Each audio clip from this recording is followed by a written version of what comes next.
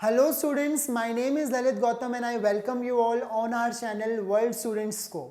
हम कर रहे हैं क्लास 11th का मोस्ट इंपॉर्टेंट टॉपिक वेक्टर्स, और वेक्टर्स में भी हम पढ़ रहे हैं वेक्टर प्रोडक्ट. ठीक है, वो दो तरह से हम वेक्टर्स को मल्टीप्लाई कर सकते हैं, या तो हम स्केलर प्रोडक्ट करते हैं या फिर हम क्रॉस प्रोडक्ट करते हैं. और दोनों ही प्रोडक्ट्स को हम समझ चुके हैं किस तरह से हमने करना है. लास्ट लेक्चर में हमने यही किया था, क्रॉस प्रोडक्ट ऑफ वेक्टर्स. ठीक है, so let's just revise this part कि हमें कैसे करना है डॉट प्रोडक्ट और क्रॉस प्रोडक्ट. हम पहले यहाँ पर लिख लेते हैं. हमारा जो फॉर्मूला रहेगा डॉट प्रोडक्ट के लिए वो क्या होता है, vector A dot B vector is equal to A B cos theta. और यहाँ पर कोई डायरेक्शन नहीं है क्योंकि ये स्केलर हो जाता है, इसीलिए इसको स्केलर प्रोडक्ट भी हम कह देते हैं. राइट, डॉट प्रोडक्ट या फिर स्केलर प्रोडक्ट. डॉट या फिर इसे हम कहेंगे स्केलर प्रोडक्ट. वेक्टर प्रोडक्ट या फिर हम क्रॉस प्रोडक्ट जिसे हम कहते हैं वेक्टर ए क्रॉस बी, वहां पर हम क्या करते हैं ए बी साइन थीटा. ठीक है, और ये वेक्टर होता है इसीलिए इसका नाम क्या रखा गया है, वेक्टर प्रोडक्ट. तो यहां पर हमें क्या लगाना पड़ेगा, एन कैप, एक यूनिट वेक्टर जिसके डायरेक्शन में ये होगा, मतलब जो रिजल्टेंट हमारा किस डायरेक्शन में होगा, दोनों वेक्टर्स के परपेंडिकुलर होगा. अगर वेक्टर ए हमारे बोर्ड के ही प्लेन में है, वेक्टर बी भी बोर्ड के ही प्लेन में है, तो जो रिजल्टेंट होगा वो किस डायरेक्शन में होगा, बोर्ड के परपेंडिकुलर. तो ये वो डिनोट कर रहा है कि यूनिट वेक्टर परपेंडिकुलर डायरेक्शन में दोनों वेक्टर्स के. ठीक है, इसे हम क्या कहते हैं, क्रॉस या फिर वेक्टर प्रोडक्ट. तो ये इनके नाम है. ऑब्वियसली इसका जो रिजल्ट है वो वेक्टर आता है, इसीलिए इसको हमने वेक्टर प्रोडक्ट कह दिया. इसका जो रिजल्ट आता है वो स्केलर आता है, इसलिए हमने इसको क्या कहा, स्केलर प्रोडक्ट. ऑलराइट, अगर कंपोनेंट फॉर्म में आता है तब हम डॉट प्रोडक्ट तो इजीली कर सकते हैं. कैसे कर सकते हैं, ए एक्स बी एक्स प्लस ए वाई बी वाई प्लस ए जेड बी जेड.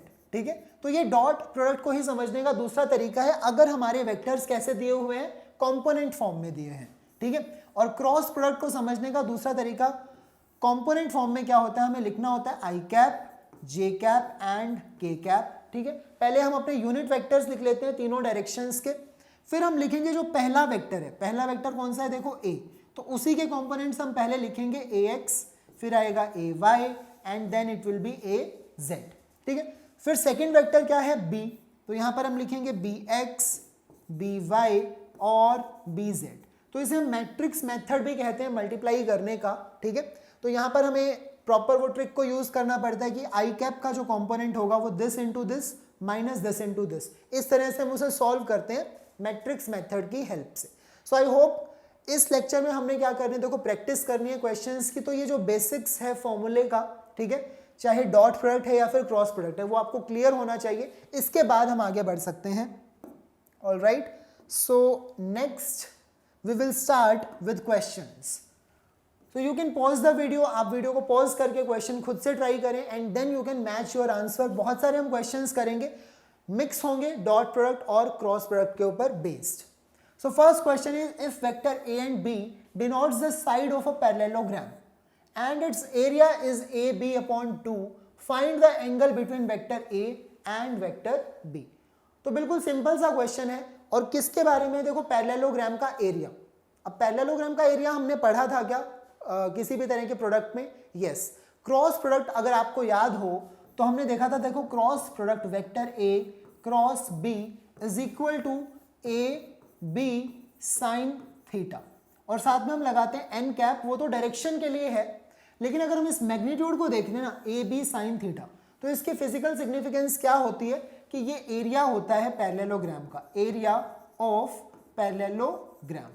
अब वो पैरेललोग्राम कैसा बनेगा, कुछ इस तरह से. अगर ये हमारा वेक्टर ए है, ये हमारा दूसरा वेक्टर बी है, ठीक है, this is A and this is B, तो ऑब्वियसली ये एक पैरेललोग्राम बनेगा कुछ इस तरह से. ठीक है, सो इसका जो एरिया होगा वो है A B sine theta. Alright, so अब इस क्वेश्चन में देखिए हमें क्या बोला गया है. अगर ये दो वेक्टर्स हैं जो डिनोट करते हैं साइड्स ऑफ द पैरेललोग्राम, जैसे यहां पर दिया गया है, and its area is A B upon 2, तो हमें पता है, देखो पैरेललोग्राम का एरिया क्या होता है, ए बी साइन थीटा. क्या होता है, ए बी साइन थीटा, ये तो हमें पता है. क्वेश्चन में क्या दिया गया है, एरिया ए बी अपॉन 2, ये हमें क्वेश्चन में दिया गया है. ठीक है, सो ए बी से ए बी हम कैंसिल कर देंगे और साइन थीटा की वैल्यू कितनी आ जाएगी, हाफ। अब बताओ साइन थीटा हाफ कहाँ होता है, ये तो सिंपल वैल्यू है जनरल जो हमें याद होनी चाहिए। साइन थीटा की वैल्यू हाफ कहाँ होती है, at theta is equal to 30 degree, right. So this will be your answer for this question. हमसे यही पूछा है angle between vector A and B, so angle will be 30 degree, okay. So बस first question काफी simple सा था, cross product के ऊपर ये क्वेश्चन था। Let's see now second question. अब क्या दिया गया है, if vector A plus B is equal to C vector, ठीक है, दो वेक्टर्स का रिजल्टेंट हमें थर्ड वेक्टर देता ही है, यानी कि C vector, and A square plus B square is equal to C square, ये भी हमें ऑलरेडी गिवन है। देन प्रूव दैट, अब हमें प्रूव करना है vector A and vector B are perpendicular to each other. अब प्रूव करने वाले क्वेश्चंस कहाँ आते हैं, बोर्ड एग्जाम में वेक्टर के ऊपर प्रूव करने वाले क्वेश्चंस आ जाते हैं, है ना। तो इतना हमें पता होना चाहिए, vector A plus vector B is equal to C vector.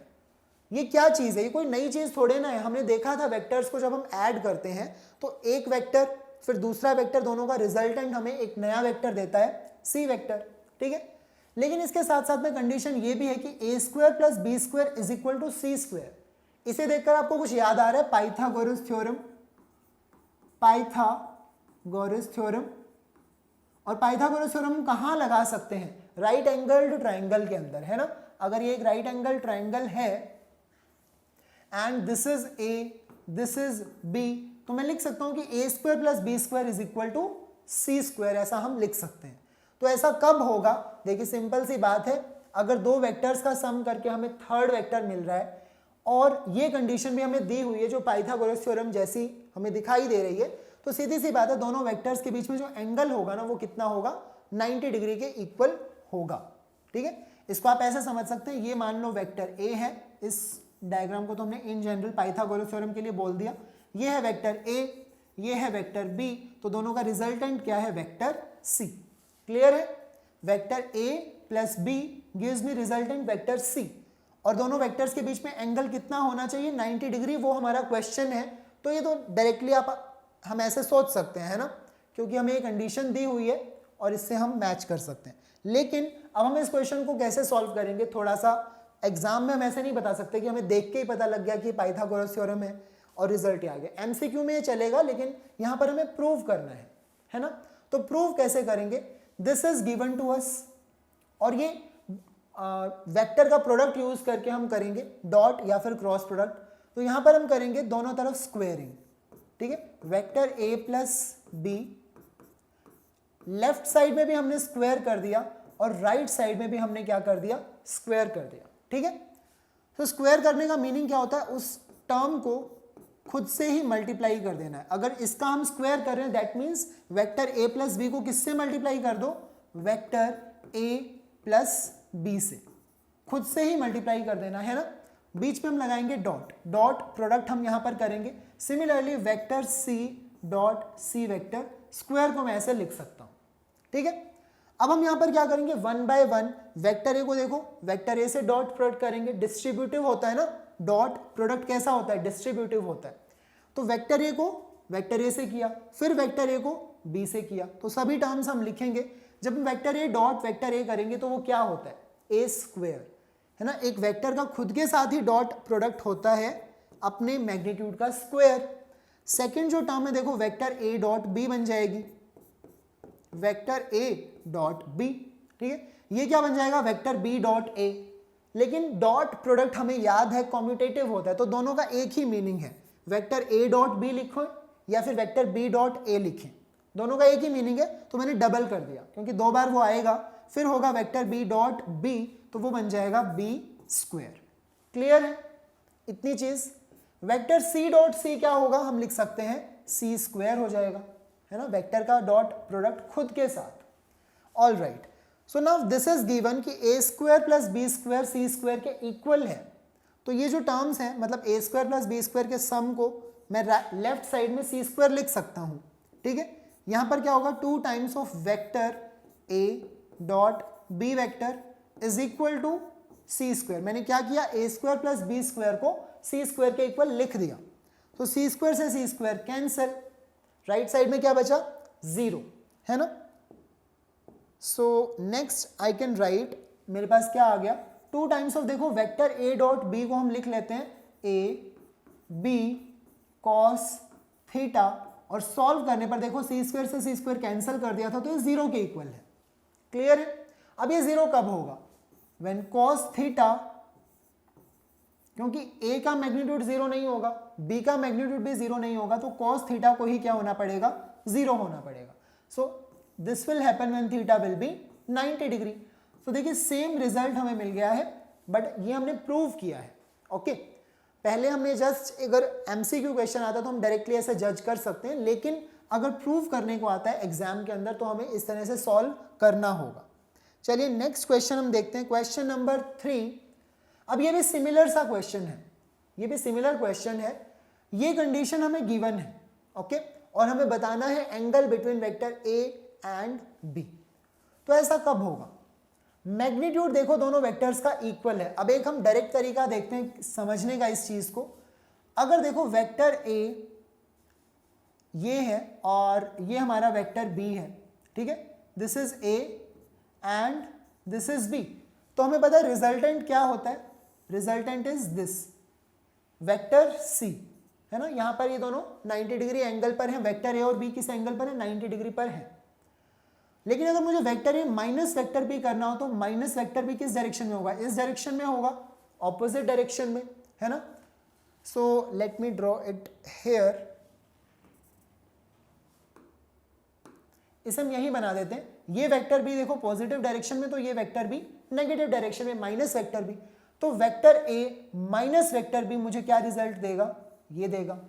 अब अगर ये कोई भी और एंगल होता इन दोनों वेक्टर्स के बीच में, तब तो ये रिजल्ट अलग अलग आता। ये क्या है, vector A plus vector B है।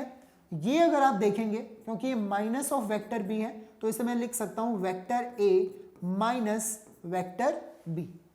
समझ में आई ये चीज, this is vector A plus vector B, this is vector A minus vector B, और दोनों का मैग्नीट्यूड इक्वल होगा अगर ये एंगल 90 डिग्री का हो जाए तो, है ना।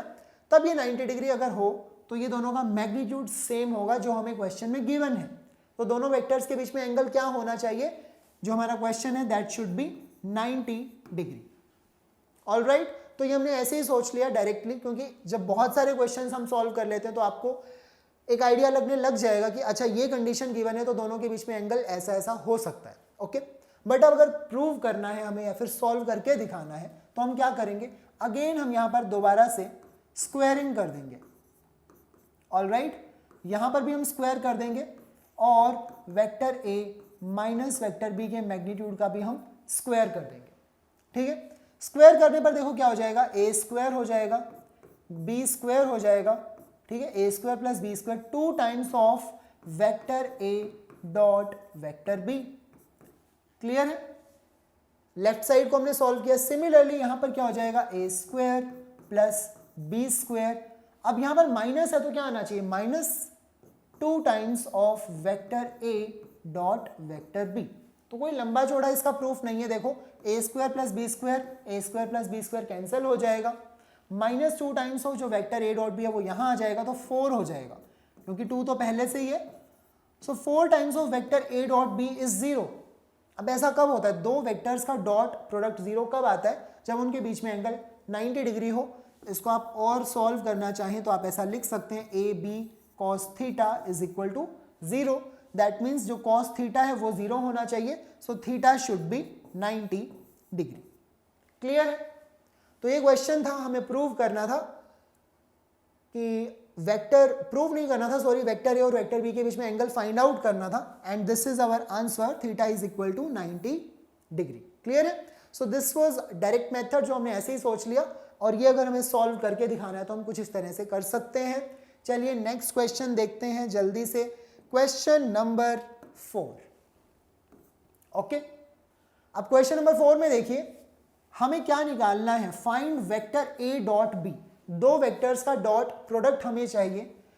अगर वेक्टर ए का मैग्नीट्यूड है 2 और वेक्टर बी का मैग्नीट्यूड है 5, यानी कि दोनों वेक्टर्स का मैग्नीट्यूड तो पता है, तो डॉट प्रोडक्ट के लिए और क्या चाहिए होता है, ए बी कॉस थीटा। है ना, दो वेक्टर्स का मैग्नीट्यूड और कॉस थीटा चाहिए होता है। तो अगर मुझे कॉस थीटा भी पता हो तब तो हम आसानी से निकाल सकते हैं। अब यहां में गिवन है वेक्टर ए क्रॉस बी का मैग्नीट्यूड, अगर ये साइड में लगा है दैट मीन्स मैग्नीट्यूड की बात हो रही है। तो ये जो मैग्नीट्यूड है वो किसके इक्वल है, 8 के इक्वल है। क्लियर है? सो हमें पता है वेक्टर ए क्रॉस बी का जो मैग्नीट्यूड है वो होता है ए बी साइन थीटा। ठीक है, ये इसका मैग्नीट्यूड होता है और ये किसके इक्वल है, 8 के इक्वल है। तो यहां से अगर मैं ए बी की वैल्यू सब्स्टिट्यूट करूं तो 2 और 5 है ना, साथ में क्या आएगा, sine theta is equal to 8। अब 2 5 का कितना होता है, 10। साइन थीटा यहां पर 10 जाएगा डिनोमिनेटर में, ये बनेगा 8/10। अगर हम 2 से कैंसिल करें तो इट विल बी 4/5 है ना, 2 4s एंड 2 5s, तो 4/5 आ गया साइन थीटा। तो सोचने की तो वैसे जरूरत नहीं है, कॉस थीटा कैसे कैलकुलेट करोगे, कॉस थीटा कैसे कैलकुलेट करोगे, sine square theta plus cos square theta is equal to 1, वो आइडेंटिटी आप यूज कर सकते हो। या फिर आपको देखो देखते ही याद आ जाना चाहिए ये कैसा ट्राइंगल है, 4 साइन थीटा क्या होता है, परपेंडिकुलर अपॉन हाइपोटेन्यूज। तो 4 क्या है, परपेंडिकुलर, 5 क्या है, हाइपोटेन्यूज। ठीक है, तो ये साइड क्या हो जाएगी 3 और कॉस थीटा कितना हो जाएगा 3/5। ओके, अदरवाइज आप आइडेंटिटी को तो हमेशा यूज कर ही सकते हो। एक भी ट्रिग्नोमेट्रिक रेशियो अगर हमें पता है, sine theta cos theta tan theta, एक भी ट्रिग्नोमेट्रिक रेशियो अगर हमें पता है तो हम कोई भी दूसरी ट्रिग्नोमेट्रिक रेशियो निकाल सकते हैं, राइट। सो कॉस थीटा हमें पता लग गया 3/5। तो अब तो डॉट प्रोडक्ट निकालने में किस बात की देर है, वेक्टर ए डॉट बी क्या हो जाएगा, ए बी कॉस थीटा, हमें पता है ये हो जाएगा 2 5s 10, प्रोडक्ट कितना हो जाएगा 10, कॉस थीटा की वैल्यू कितनी है 3/5, 5 से ही कैंसिल हो जाएगा 2, answer will be 6। Your answer should be 6। I hope clear है, बहुत सिंपल सा क्वेश्चन था। इसमें डॉट प्रोडक्ट भी यूज हुआ है और इसमें क्रॉस प्रोडक्ट दोनों यूज हुए हैं, तो कुछ भी डिफरेंस नहीं। देखो ए बी साइन थीटा और ये क्या होता है, ए बी कॉस थीटा। ये एक वेक्टर होता है और ये स्केलर होता है। ऑलराइट, चलिए नेक्स्ट क्वेश्चन,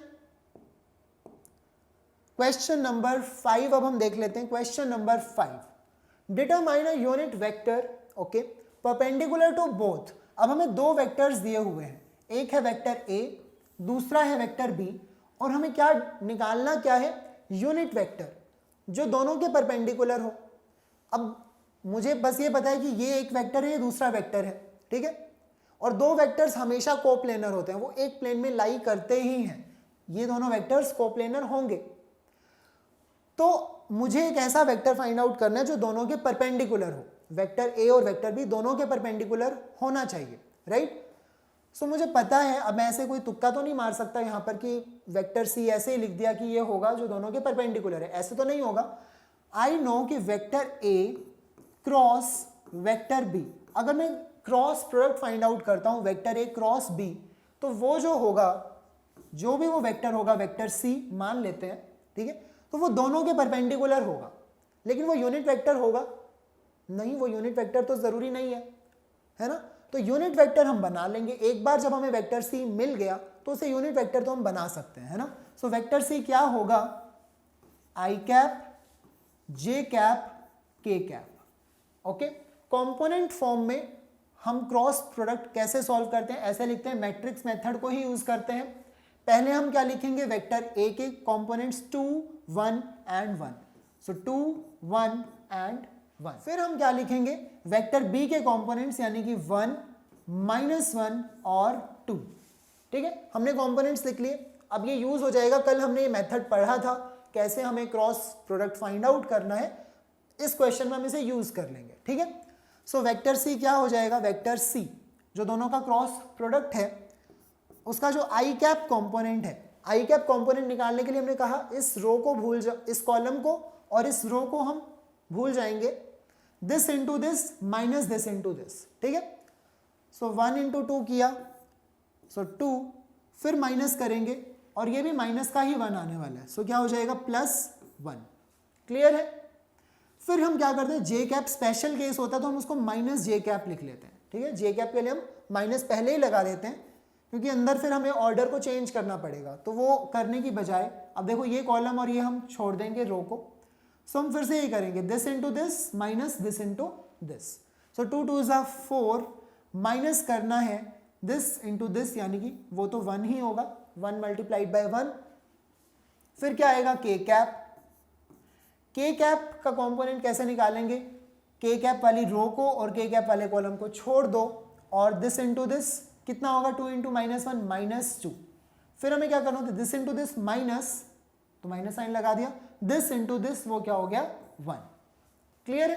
तो देखो कोई ज़्यादा डिफिकल्ट ये काम नहीं है क्रॉस प्रोडक्ट को फाइंड आउट करना, अगर आपको वैल्यूज दी हुई हैं, जैसे यहाँ पर नंबर्स हैं 2 1 1, अगर यहाँ पर x y z ऐसे हैं तब तो वो हमारे थोड़ा सा लिखना कॉम्प्लिकेटेड होगा।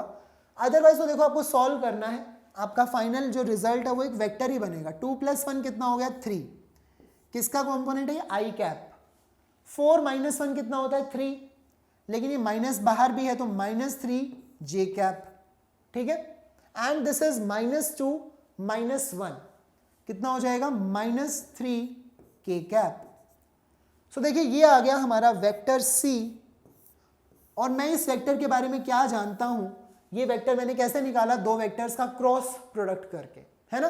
तो ये जो वेक्टर होगा वो दोनों वेक्टर्स के परपेंडिकुलर होगा। आई एम श्योर कि ये वेक्टर इन दोनों वेक्टर्स के परपेंडिकुलर होगा, but the question was to find out unit vector. दोनों वेक्टर्स के परपेंडिकुलर तो हो, लेकिन क्या हो, यूनिट वेक्टर हो। तो वो हम कैसे करेंगे। अब मुझे वेक्टर सी मिल गया है, वेक्टर सी क्या है 3 आई कैप -3 जे कैप फिर -3 के कैप, है ना। ये है वेक्टर सी। अब इसका मैग्नीट्यूड देख लेते हैं क्या है वेक्टर सी का मैग्नीट्यूड। ऑलराइट, सो मैग्नीट्यूड के लिए हमें क्या करना था, स्क्वायर रूट सभी कंपोनेंट्स के स्क्वायर्स का सम। तो 3 का स्क्वायर भी 9, फिर से 9 और एक बार फिर से 9। ऑलराइट, सो ये क्या हो गया 27 स्क्वायर रूट ऑफ 27, और ये क्या हो जाएगा, ये हो जाता है 3√3। अगर आप इसे सॉल्व करेंगे तो 3 बाहर आ जाएगा obviously, and it will be 3√3। Okay, so अगर मैं वेक्टर सी को उसके मैग्नीट्यूड से ही डिवाइड कर दूं तो क्या ये एक यूनिट वेक्टर नहीं बन जाएगा, है ना। एक वेक्टर को अपने मैग्नीट्यूड से डिवाइड कर दिया तो वो यूनिट वेक्टर है ऑब्वियसली, है ना। तो ये हमारा वेक्टर है 3 आई कैप -3 जे कैप -3 के कैप। डिवाइड हमने क्या कर दिया मैग्नीट्यूड से, मैग्नीट्यूड है 3√3। तो अब ये हर एक टर्म के नीचे जाएगा, आंसर क्या बन जाएगा 1 बाय, क्योंकि 3 से 3 कैंसिल, 1/√3 बचेगा। सो 1/√3 आई कैप -1/√3 जे कैप -1/√3 के कैप, ये हो गया सी कैप, यानी कि ये एक यूनिट वेक्टर है। अगर आपको यकीन नहीं है तो आप इसका मैग्नीट्यूड फाइंड आउट करके देख लो। इसका मैग्नीट्यूड कितना आना चाहिए, सी कैप का मैग्नीट्यूड होना चाहिए 1, ठीक है। तो वो हम देख सकते हैं, वेरीफाई कर सकते हैं, हमारा आंसर सही होना चाहिए, 1 आना चाहिए। सो this is a unit vector. वो हमने किससे निकाला, वेक्टर सी की ही डायरेक्शन में है ना, ये तो वेक्टर सी की डायरेक्शन में यूनिट वेक्टर, और जो वेक्टर सी है वो वेक्टर ए और वेक्टर बी दोनों के परपेंडिकुलर है। So this is my final answer. यही मुझे फाइंड आउट करना था, एक ऐसा वेक्टर जो यूनिट वेक्टर हो और दोनों वेक्टर्स के परपेंडिकुलर हो। Alright, so this is your answer for this question. Now let's see question number 6. Alright, तो अब हमें प्रूव करना है एक ट्राइंगल के अंदर ABC, ये चीज हमें प्रूव करनी है A/sin A, B/sin B is equal to C/sin C। अब इसका मीनिंग क्या है वो देख लीजिए एक बार। हम क्या करेंगे, एक ट्राइंगल कुछ इस तरह से गिवन है, this is triangle A, this is corner B और ये C, ठीक है। तो ये ABC हमारा ट्राइंगल है, जो ये कॉर्नर A है उसके सामने वाली साइड को हम क्या इमेजिन करेंगे, साइड A, इसे हम कह रहे हैं साइड A, ठीक है। सिमिलरली अभी हम इतने सारे एरो नहीं ड्रॉ करते, अदरवाइज वेक्टर्स में कंफ्यूजन होगी, ठीक है। So this side is A, this side is B and this side is C। Point B के सामने वाली साइड को हमने B मानना है और जो C है उसके सामने वाली साइड को हमने C मानना है, ठीक है। तो ये स्मॉल लेटर्स में A, B और C हमने मान लिया। तो ये लेंथ है, बेसिकली क्या है, length. This length is b and this length is c. Alright, so अगर अब ये वेक्टर फॉर्म में हम लिखें इसे, वेक्टर फॉर्म में कैसे, अगर ये एक वेक्टर हो कुछ इस तरह से, ठीक है, this is one vector. Similarly अगर ये भी एक वेक्टर हो, इसे हम लिखेंगे वेक्टर a, ठीक है, a के ऊपर हम वेक्टर साइन ड्रॉ कर देंगे. This is vector b and this is vector c. तो ये वेक्टर्स कैसे हैं, देखो अगर एक पार्टिकल मान लो यहाँ से डिस्प्लेस होना स्टार्ट होता है तो उसका डिस्प्लेसमेंट वेक्टर ये हुआ, फिर ये हुआ और फाइनली वो वहीं आ गया जहाँ से स्टार्ट हुआ था, तो उसकी डिस्प्लेसमेंट कितनी हुई, 0 हुई.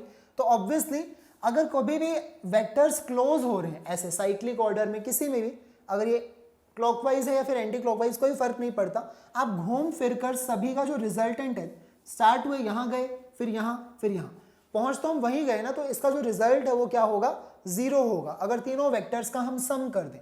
सो in this triangle we can write vector a plus vector b plus vector c, तीनों का जो सम होगा वो 0 के इक्वल होगा. ओके, और अगर आपको ये ऐसे समझ नहीं आया तो आप इसको ऐसे भी समझ सकते हैं कि this is vector a, this is vector b, दोनों का जो रिजल्टेंट है वो क्या होना चाहिए, ये होना चाहिए वेक्टर c इस डायरेक्शन में, राइट. सो हम क्या लिखेंगे, vector a plus vector b is equal to this vector. अब ये वेक्टर क्या है, वेक्टर c तो ये है, तो उसका ऑपोजिट होगा ना माइनस c वेक्टर, कुछ ऐसे लिखेंगे हम, वेक्टर a प्लस b, इनका जो रिजल्टेंट है वो ये होना चाहिए, यानी कि माइनस c वेक्टर होना चाहिए. तो जब ये इधर आएगा तो वही बात हो जाएगी.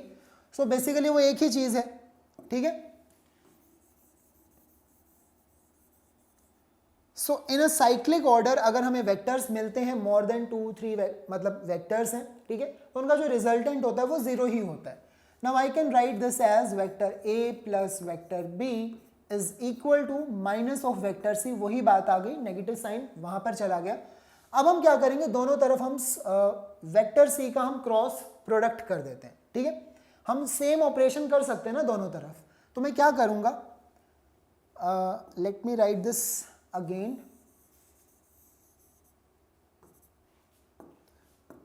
Vector a plus vector b is equal to minus of vector c.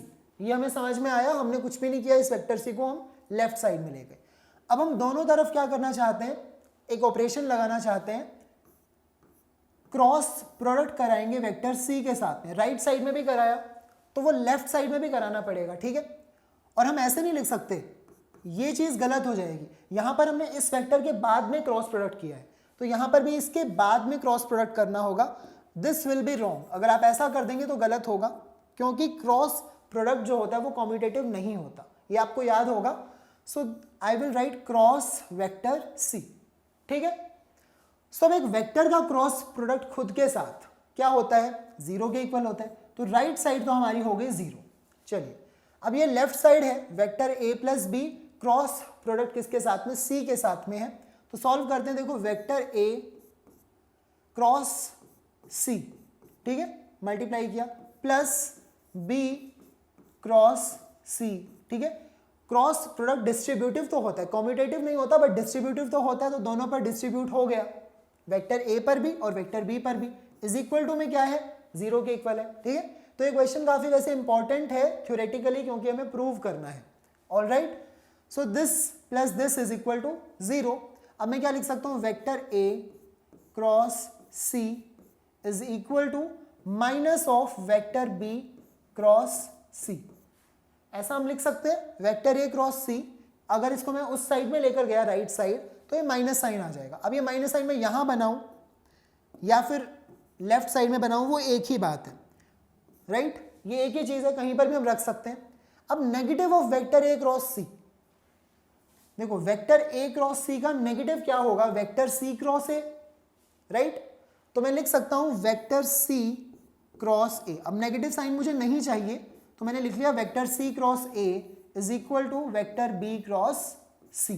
तो ये मुझे एक रिजल्ट मिल गया. Let's say this is my equation 1. ये फर्स्ट इक्वेशन आप इसे मान लो. अब जिस तरह से देखो हमने डिराइव की इस इक्वेशन पर, जैसे हम पहुंचे सेम स्टेप्स में हम पहुंच सकते हैं. अगर हम यहाँ पर देखो क्रॉस c की बजाय अगर मैं किसी वेक्टर b को वहां ले जाता, a प्लस c यहाँ रह जाते, फिर हम क्रॉस प्रोडक्ट b का करा देते, तो हमें कुछ और रिजल्ट मिल जाता. अब वो देखो क्या है, this is vector c cross a, c cross a, इन दोनों का क्रॉस किसके इक्वल है, बी क्रॉस सी। तो ये एक ही बात है, मतलब B cross C is equal to C cross A, ये रिजल्ट हमें मिल रहा है।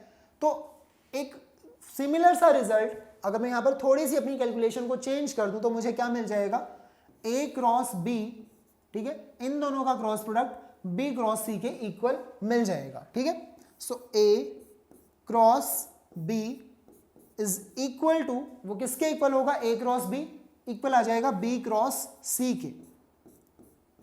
कैसे आएगा आप यहां पर लिख सकते हैं, वैसे similarly this result we can get, but होगा क्या, देखो जैसे हमने ये रिजल्ट निकाला है सेम वे में आपको ये रिजल्ट निकालना होगा, इसी तरह से हमें स्टेप्स को फॉलो करना है। यहां पर हम वेक्टर सी को राइट साइड में लेकर गए और हमने क्रॉस प्रोडक्ट भी वेक्टर सी से ही कराया, ठीक है। आप कुछ किसी और वेक्टर को ले जा सकते थे, वेक्टर बी को ले गए और वेक्टर बी से ही दोनों तरफ हमने क्रॉस प्रोडक्ट करा दिया, तो कुछ ऐसा रिजल्ट आपको मिल जाएगा, ठीक है। So this is my equation number 2। तो अब ये दो इक्वेशंस क्या कह रही है, देखो वेक्टर बी क्रॉस सी इसके इक्वल है सी क्रॉस ए के, और यहां पर वेक्टर बी क्रॉस सी किसके इक्वल है, ए क्रॉस बी के। तो ये तो एक ही चीज होगी, मैं इसको इकट्ठा क्यों ना लिख लूं, कैसे हम लिख सकते हैं, a cross B is equal to b cross c and b cross C is equal to C cross a, all right. So I will write this combined a cross B is equal to b cross c, ये तो हमारी second equation है ही, और first equation से हमें पता है कि जो बी क्रॉस सी है वो किसके इक्वल है, सी क्रॉस ए के इक्वल है, ऑल राइट। तो ये हमें पता है। अगर ये तीनों वेक्टर्स का क्रॉस प्रोडक्ट इक्वल है तो इनके मैग्नीट्यूड्स इक्वल नहीं होंगे क्या, इनके मैग्नीट्यूड्स भी इक्वल होंगे। सो आई कैन से कि इनके मैग्नीट्यूड्स भी इक्वल होंगे। अब मैग्नीट्यूड हमें पता है, ए क्रॉस बी का मैग्नीट्यूड क्या होता है, A B sine theta, theta is the angle between these two vector. अब एंगल के बारे में हमने कोई बात नहीं की तो वो हम अब कर लेते हैं, ठीक है। अगर ये वेक्टर ए है और ये वेक्टर बी है तो दोनों के बीच में एंगल क्या है, ये एंगल है क्या, this is not the angle between these two vector, ये गलती हमें नहीं करनी है। देखो ये वेक्टर ए है तो this is the direction of vector A and this is the direction of vector B, तो एंगल एक्चुअल में कौन से वाला है, ये एंगल होगा ये। अब इस एंगल को हम क्या रिप्रेजेंट करें, देखो सी, इस एंगल को हम बोल रहे हैं बी और इस एंगल को हम बोल रहे हैं a, all right. So vector ए और वेक्टर बी के बीच का जो एंगल है ये हम इरेज कर देते हैं, and this one, okay. So अगर ये एंगल सी है तो ये कितना हो जाएगा, 180 माइनस सी, ठीक है। अगर ये एंगल ए है, ठीक है, तो ये एंगल क्या हो जाएगा, 180 माइनस ए, क्योंकि देखो ये है वेक्टर बी की डायरेक्शन, ये है वेक्टर सी की डायरेक्शन, तो इन दोनों वेक्टर्स के बीच का एंगल ये है ना कि ये, ठीक है। Similarly this is vector C and this is vector A, तो इन दोनों वेक्टर्स के बीच का एंगल ये होगा, यानी कि 180 माइनस बी, ऑल राइट। सो जब हम ए क्रॉस बी कर रहे हैं, है ना, वेक्टर ए क्रॉस बी का मैग्नीट्यूड क्या था, A B sine of the angle between these two vector. अब ए और बी के बीच का एंगल क्या है, 180 माइनस सी, ठीक है, 180 माइनस सी, तो वही हम यहां पर यूज करेंगे, sine of 180 minus c. Similarly b cross c जब आप देखेंगे तो बी सी दोनों का मैग्नीट्यूड, फिर क्या आएगा, साइन, यहां पर क्या होगा, 180 माइनस ए, आप देख सकते हैं पिक्चर में, and C A, last part क्या हो जाएगा, सी ए, दोनों का मैग्नीट्यूड सी ए मल्टीप्लाई हो जाएगा sine of angle between these two vectors, अगर देखेंगे तो वो होगा 180 माइनस बी, ऑल राइट, ये होने वाला है। आई होप आपको यहां तक समझ में आया। अब ये देखो साइन 180 माइनस थीटा पर कितना होता है, साइन थीटा के ही इक्वल होता है, क्योंकि 180 में से जब हम कुछ माइनस करते हैं तो हम सेकंड क्वाड्रेंट में आ जाते हैं, और सेकंड क्वाड्रेंट में साइन पॉजिटिव होता है, right. So this is positive, मतलब ये साइन सी बन जाएगा, क्या हो जाएगा, ए बी इंटू साइन सी, ये क्या हो जाएगा, बी सी इंटू साइन ए, ऑल राइट, और ये क्या हो जाएगा, ए सी इंटू साइन बी। ठीक है, ऐसा हो जाएगा। अब हम क्या करेंगे, तीनों पार्ट्स में ए बी सी से डिवाइड कर देंगे। यहां पर भी हमने ए बी सी से डिवाइड कर दिया, यहां भी हमने ए बी सी से डिवाइड कर दिया, यहां भी हमने ए बी सी से डिवाइड किया। सो ये क्या होगा, ए बी से ए बी कैंसिल, यहां पर बी सी से बी सी कैंसिल, और यहां पर ए सी और ये a c cancel. So what is my final result, this is sine c upon capital c. Sorry capital c नहीं, स्मॉल सी यहां पर आएगा क्योंकि ये साइड है, A B C are lengths, है ना। यहां पर क्या होगा, sine A upon small A यानी कि लेंथ, और ये क्या हो जाएगा, sine B upon small B, है ना, वो सिर्फ स्मॉल बी ही यहां पर बचेगा। अब या तो आप इसको ऐसे ही रख लो, आप समझ गए होंगे कि हमें हमारा फाइनल रिजल्ट तो देखो मिल चुका है, हम इसको रिवर्स भी कर सकते हैं। ठीक है, सो पहले मैं लिख लेता हूं, देखो a upon sine A is equal to B upon sine B is equal to C upon sine C. Alright, so this is my final result. और ये वैसे भी आपको याद होना चाहिए, ट्राइंगल की एक बहुत इंपॉर्टेंट प्रॉपर्टी है, क्योंकि देखो हमने यहाँ पर कुछ भी ये नहीं कहा कि ये इक्विलेटरल ट्राइंगल था या फिर आइसोसेलेस था या फिर राइट एंगल, ऐसा तो हमने कुछ भी नहीं कहा। ये कोई भी ट्राइंगल हो सकता है, ऐसा कोई भी ट्राइंगल हो, मतलब कोई स्पेशल केस नहीं है किसी ट्राइंगल का। तो ये जनरल रिजल्ट है, बस इसके लिए आपको मानना क्या है, अगर ये पॉइंट्स हमने माने ए बी और सी, तो हम ये रिजल्ट कैसे लगा सकते हैं, देखो पॉइंट ए के सामने जो लेंथ है उसको ही आपने स्मॉल ए कंसिडर करना है।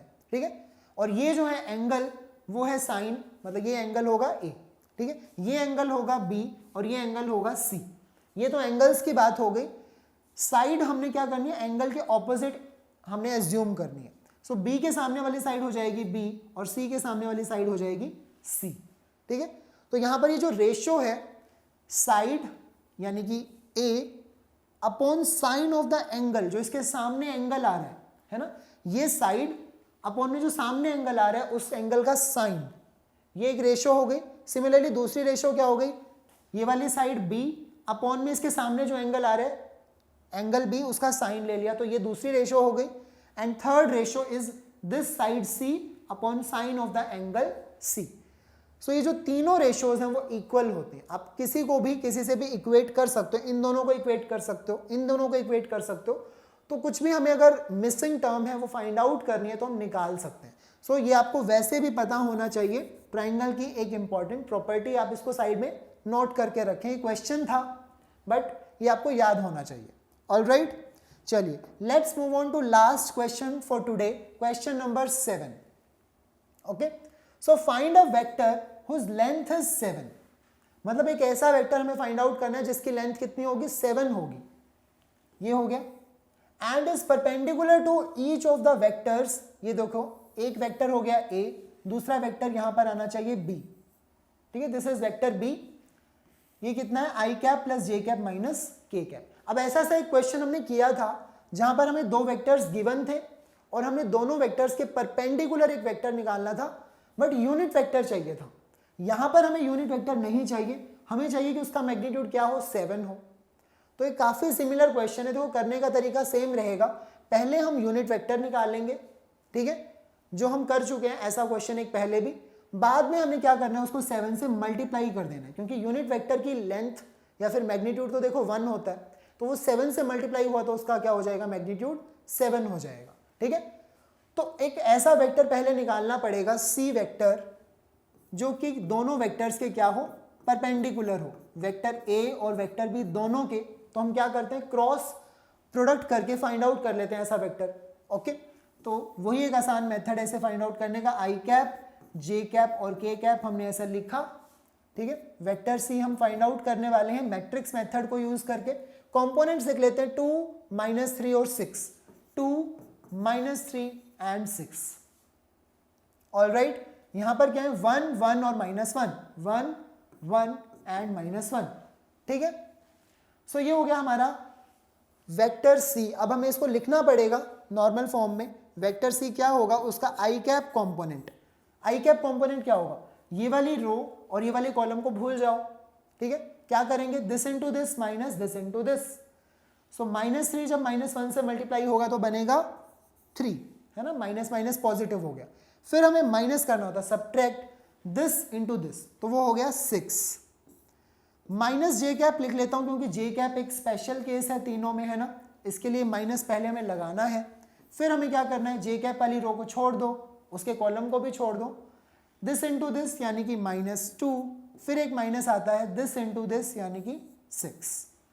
ऑलराइट, लास्ट इज के कैप।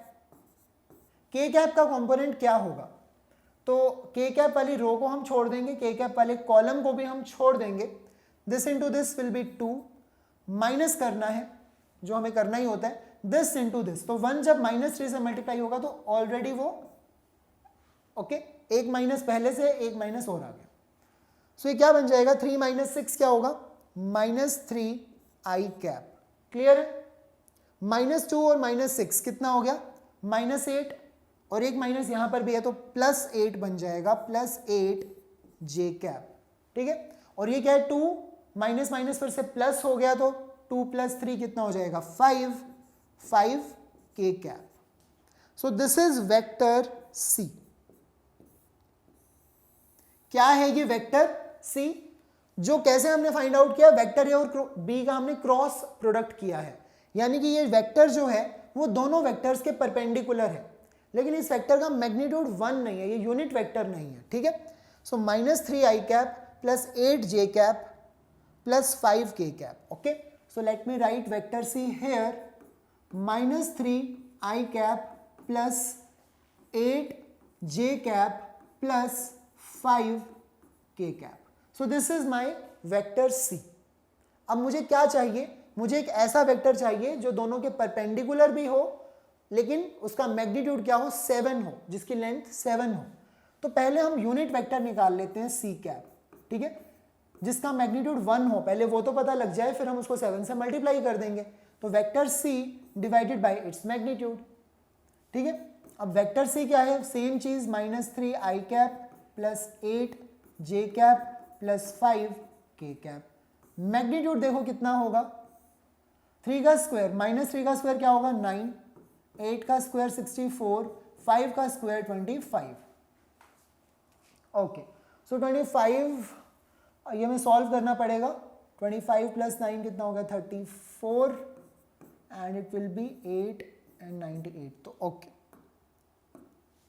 है ना, 25 + 9 इज 34, 64 एंड 34 को हम ऐड करेंगे तो yes it will be 98। All right, so यहां हम क्या करेंगे, -3 i cap +8 j cap +5 k cap को हम डिवाइड कर देंगे मैग्नीट्यूड से, और मैग्नीट्यूड कितना आया सॉल्व करके, √ऑफ 98। √98 को आप ऐसे भी लिख सकते हैं 49 × 2, है ना, ऐसा लिख सकते हैं। 49 किसका स्क्वायर होता है 7 का, तो ये क्या बन जाएगा 7√2, तो इसको आप 7√2 भी लिख सकते हैं। ये हो गया यूनिट वेक्टर। हमें क्या चाहिए, एक ऐसा vector, let's say D vector जो दोनों के परपेंडिकुलर भी हो और जिसका मैग्नीट्यूड क्या हो 7 हो, तो हम लिख देते हैं 7 times of this unit vector C cap. ठीक है, सो ये क्या हो जाएगा 7 सी कैप वेक्टर को लिख देते हैं यहाँ पर -3 i cap +8 j cap +5 k cap. All right, divide होगा ये, मैग्नीट्यूड ये क्या है, इसे हम 7√2 लिख सकते हैं, तो 7 से 7 कैंसिल हो जाएगा। This is my final answer. जो हमें चाहिए था वेक्टर डी, वो क्या हो जाएगा -3/√2 आई कैप +8 अपॉन √2 जे कैप +5/√2 के कैप। तो चलिए, ये है हमारा फाइनल आंसर। अगर आप वेरीफाई करना चाहते हैं तो तीनों का क्या करेंगे, मैग्नीट्यूड निकाल लो इस वेक्टर का, वो कितना आना चाहिए 7 आना चाहिए। ठीक है, 7 इसका मैग्नीट्यूड होना चाहिए, और ये वेक्टर दोनों के परपेंडिकुलर तो है ही। अगर आप वो भी वेरीफाई करना चाहते हो तो आप क्या कर सकते हो, वेक्टर ए डॉट डी ऐसा करके देखो, डॉट प्रोडक्ट ऐसे वेक्टर्स का जो परपेंडिकुलर हो क्या आता है 0 आता है। सिमिलरली अगर आप वेक्टर बी डॉट डी करेंगे तो वो क्या आएगा 0 आएगा।